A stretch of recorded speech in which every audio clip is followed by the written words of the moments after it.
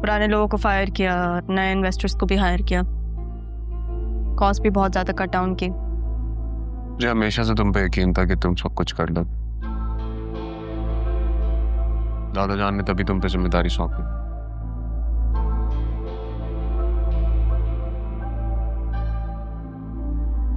मामू जान तो चेयरमैन है ना, उन्होंने कुछ नहीं कहा तुमसे?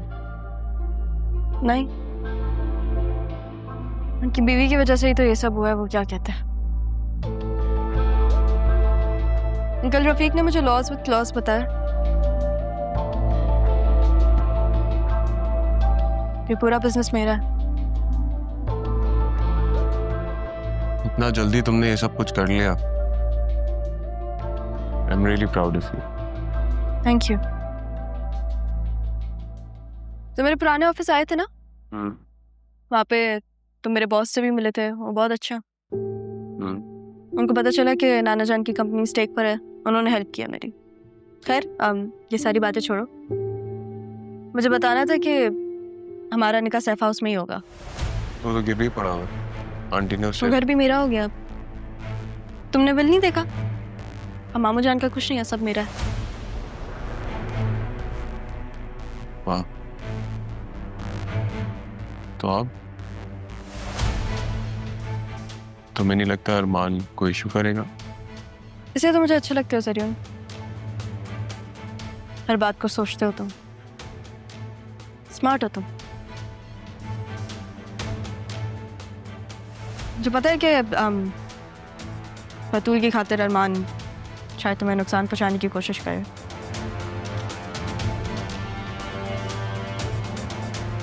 पर वो नहीं कर पाएगा क्योंकि तुम उसकी पहुंच में नहीं हो, और मैं तुम्हें कुछ होने नहीं दूंगी।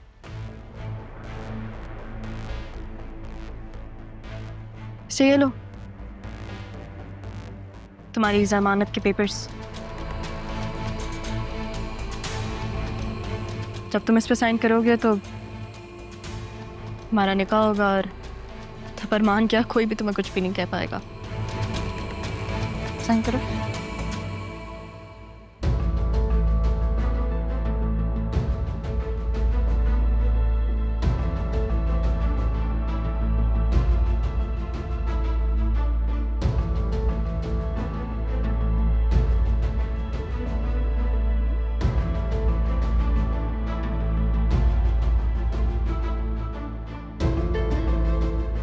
बस एक खुशी बाकी है।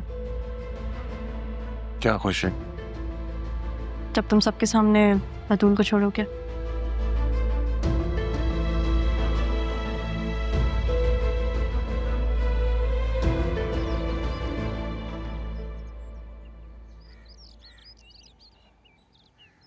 क्या बात है अरमान, जब से आए हो देख रही हूँ अजीब बेचैन हूँ, क्या परेशानी है?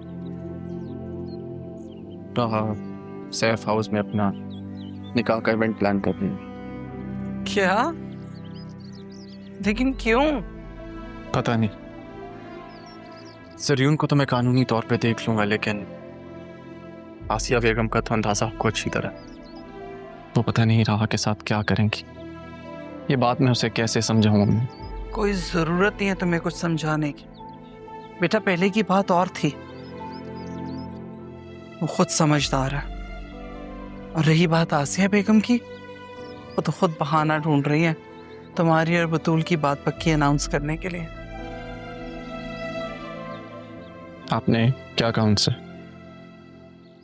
वही जो तुमने मुझसे कहा था, जो तुम चाहते थे। Thank you, thank you so much. बेटा तुम राह के लिए अब तक इतना सब कुछ कर रहे हो, तो क्या मैं अपने बेटे के लिए इतना सा भी नहीं कर सकता?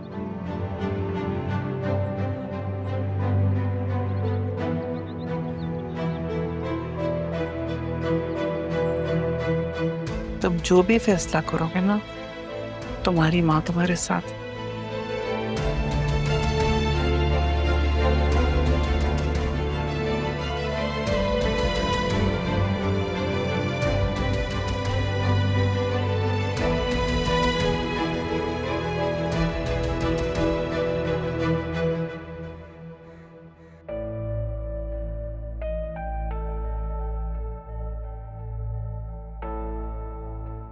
हदील, वो जो बैरिस्टर रफीक है उनसे बात की?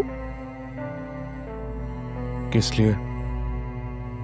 यही कि पापा ने अपनी बिल में सब कुछ रहा का कर दिया। हमारी बेटी के हिस्से में तो कुछ भी नहीं आया और ये फेयर बात तो नहीं है।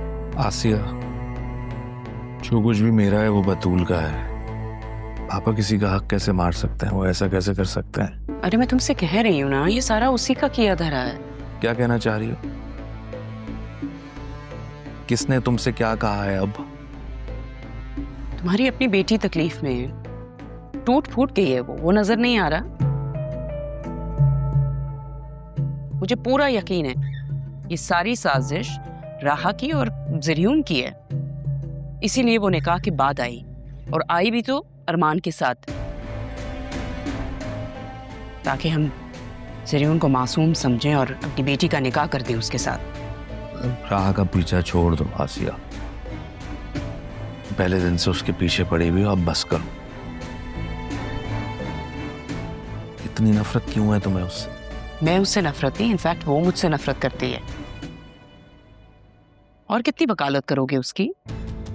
उसका चेहरा तो आ गया है ना सामने। बस बस बस, जाओ यहां से, मुझे अकेला छोड़ दो। क्यों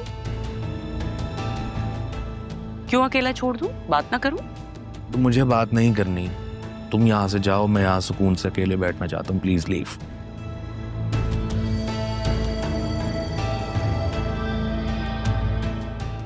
देखती हूँ मेरी बेटी की खुशियों को आग लगा के वो कैसे खुश रहेगी। लगता है अब मुझे ही कुछ करना होगा, किसी का सहारा नहीं लूंगी। ओके।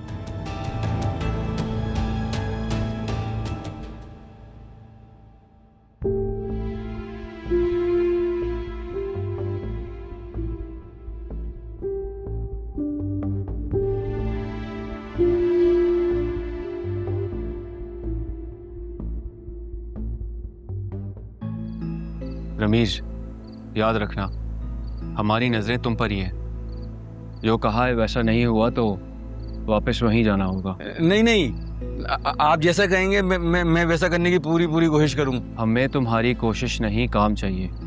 देखो रमीज, तुम्हारी बेगम की वजह से तुम्हारा बहुत लिहाज कर रहे हैं, लेकिन जब तक हमारा काम नहीं हो जाता तुम्हारी बेगम हमारी मेहमान है।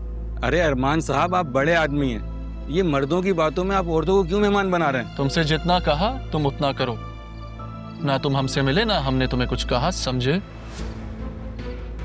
मैं बस एक बार खालिदा से मिलना। समझे नहीं तुम? ठीक है,